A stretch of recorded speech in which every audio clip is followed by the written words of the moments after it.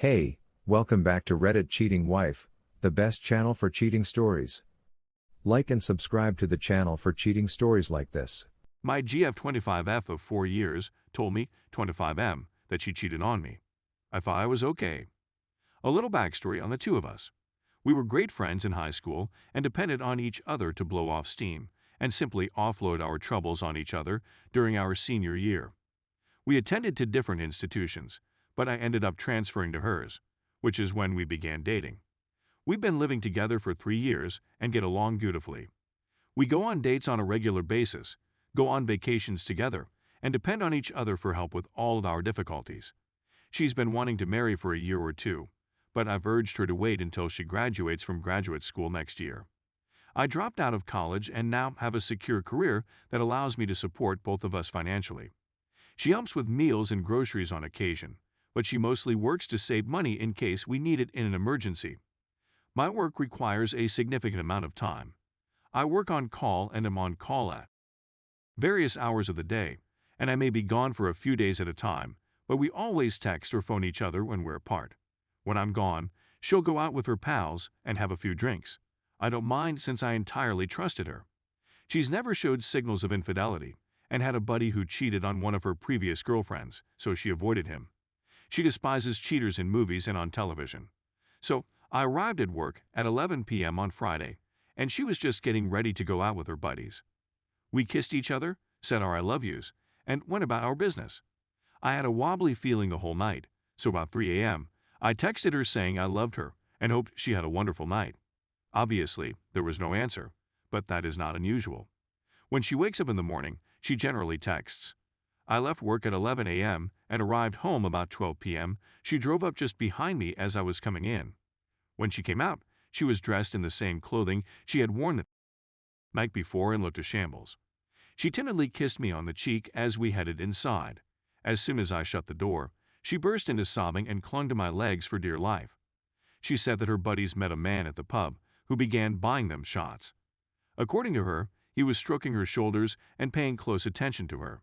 He spotted her text and her phone, asking her to ignore it and have fun. This irritated me to no extent, but I remained silent and let her recount her story. She said she kissed him, and he took her vehicle back to his house where they had. After what felt like 10 minutes of silence, I began putting my work bags away and got ready for a shower. I was emotionally numb, and I had no feelings for her at the time. In my thoughts, I was terrified since my body went into autopilot mode and simply began conducting my typical daily routine. She followed me about like a puppy dog, wanting to know whether I was going to say something. When I asked her whether she loved it, she was stunned and wondered if I really cared about what had occurred. I informed her, what difference does it make to me what you do? You're a single lady, so do anything you want. I was unfazed when she began weeping and crying uncontrollably. I was finished. I told her I was going to take a shower and that she needed to go when I finished. She attempted to stop me from going to the restroom and urged me to speak to her, but I refused. When I went out, she was gone. I didn't hear from her on Saturday, but I did hear from her mother, who apologized to me. She had informed her mother about all that had transpired, and she had seemingly hung up on her own daughter. She tried phoning me over 20 times on Saturday, but I was still emotionally unavailable. I thought I'd finished this forcefully, utterly over her, yet here I am now, thinking only of her, missing her and yearning for her. I needed to hear her voice, so I phoned her, and we both sobbed on the phone. I want to take her back while knowing I shouldn't. It's just now that it's beginning to chew me apart on the inside and it stinks. I'm not sure what happened to the strong person I used to be, but I'm a mess now. What exactly am I expected to do here? Have you tried talking to her? Can you try rekindling this thing? I've always stated I'd never forgive a cheater, and she's always despised cheaters. I love her every time I think about it, but then I start craving for her. I'm just perplexed right now. Update. This blew out a lot more than I expected. It's been a long work night for me, and when I wake up, I'll look over all of your comments. I also have 224 SMS to read. She, her friends, her mother, my brother, and one of my closest friends have been trying to call me all night, believing I've done something bad. They're all aware of my erratic work schedule, so I'm not sure what they were thinking. Story 2. Should I 16F tell my dad's 53M girlfriend S that he's talking to other women? So my parents separated when I was around 6 years old, which was approximately 10 years ago.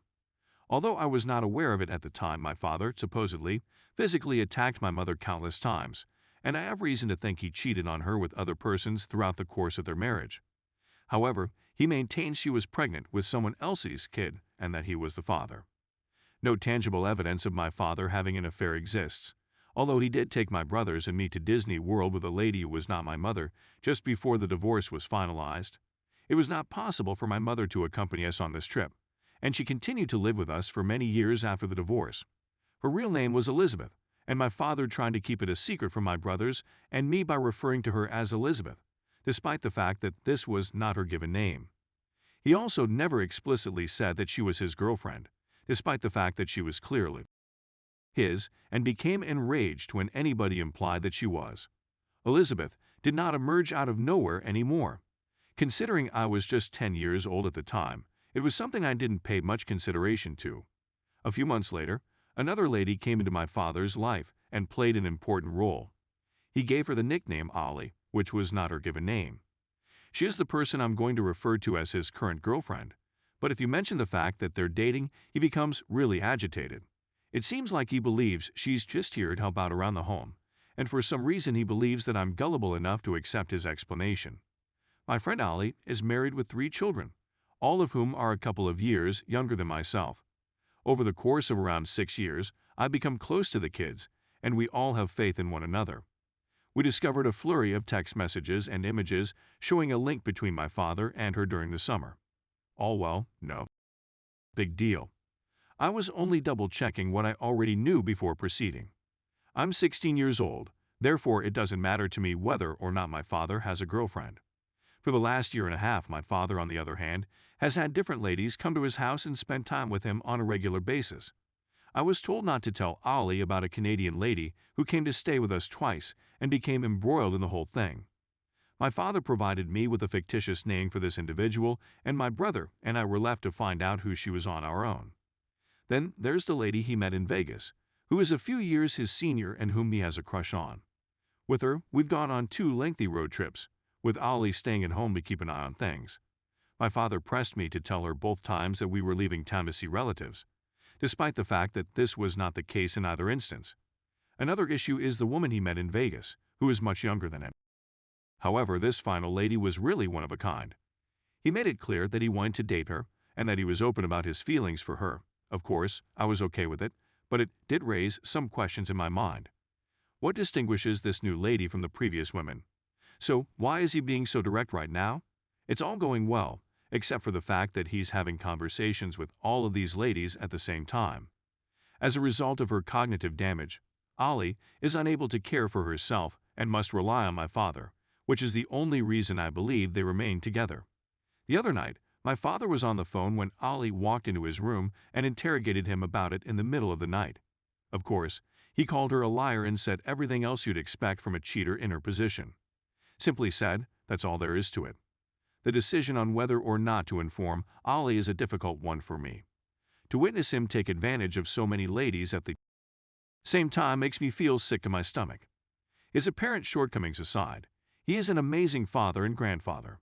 He's been putting in a lot of effort into improving himself over the past several years, but the one area where I don't see any improvement is in his interactions with women.